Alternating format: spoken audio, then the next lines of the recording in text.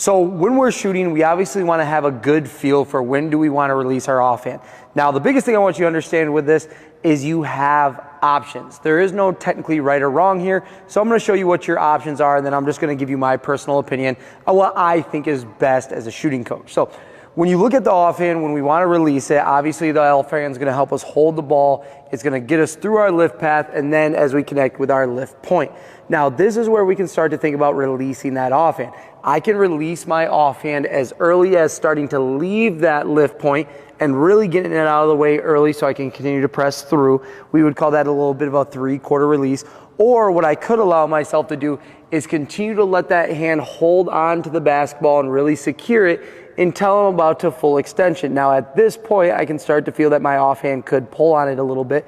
So that's when I want to start to feel myself start to release, because my shooting arm is always going to outreach my off arm. So those are kind of my areas where I can start to release it. So I can release it as early as leaving the lift point or as late as actually finishing my follow through. So now my personal preference is I like that extra ball security. So I'm going to look a little bit more at having players start to release that offhand farther down the line so they're just securing the ball a little bit better. But you do have options here. So don't feel one is necessarily better than the other. You just have options, find out what works for you, and also find out what makes your shot feel the most comfortable.